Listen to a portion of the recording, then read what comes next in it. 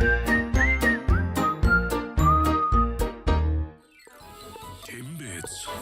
with Tim Gard.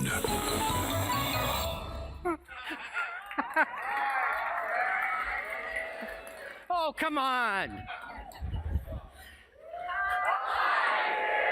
Hi, everybody. Learn, share, grow, and belong. Let's talk about learn tonight. You know, as speakers, we are learning machines. We learn from everything and everybody. We're always soaking in new information and using it to help other people understand. I spent years trying to explain to non-speakers what the speaking world is like, and I really fell short. Have you done the same? It's a hard business to explain until I saw Harry Potter. And I learned that the wizards do the magic, but the muggles don't get it. Muggles speak, maybe smuggles. We can use that term. Now, to some of you, that's one of Nabil's puns.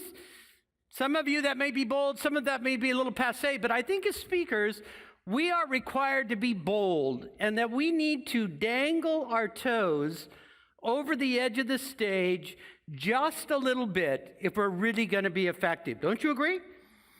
When we do this, we're going to make mistakes, and we have to not fear that. And you may find this hard to believe, but I have made mistakes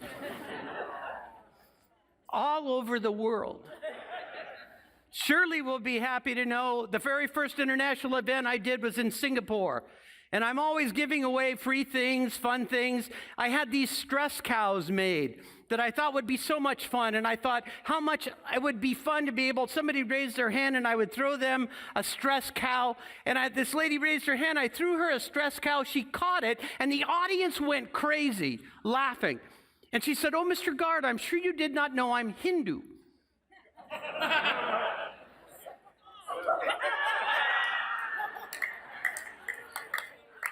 She said, "To us, cows are sacred." She said, "This would be like me throwing you a Jesus action figure."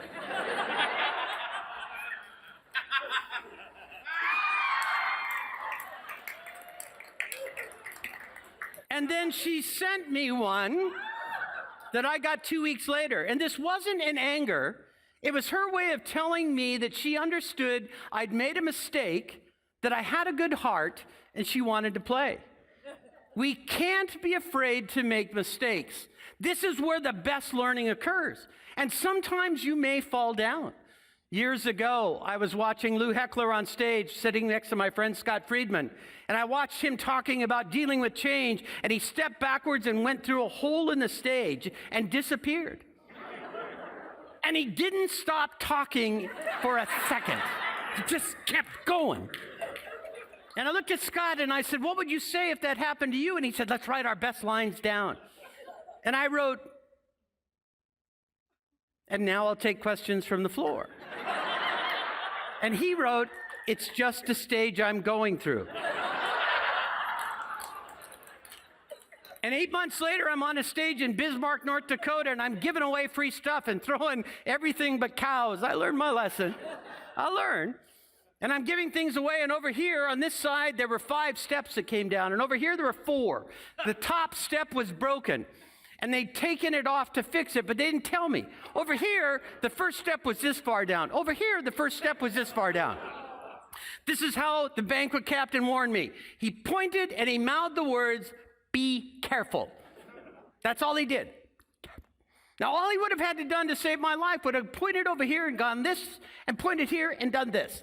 That's all he would have had to done. But no, it was, "Be careful." So I'm over here giving stuff away, and somebody over here goes, "We're not getting enough free stuff over here." And I go running across the stage, and my foot comes down to where my brain has been programmed to believe that a step exists. Now, gravity isn't just a good idea, it's the law. And I began to hurl at the woman that hired me at about Mach 6. I'm going to crush her like a bug, and there's nothing we can do about it. She's gone, she's dead, and this is what she does to save her life. She might as well have had the coyote umbrella. I mean, she's gone. And my first hit, I hit the step. I actually fell down, hit the first step, and adrenaline kicked in. I sprang up. I went over her chair, and I hit hard. It actually cracked a rib. It broke my big toe. I'm laying in the aisle, almost unconscious. What's the audience doing? Biggest laugh of my career. I'm running. Foot comes down, begin to fall, hit spring, catch good air. I'm laying there. They are laughing hysterically, and then someone realizes he's not getting up. And there's dead silence, and I looked up and I said, and now I'll take questions from the floor.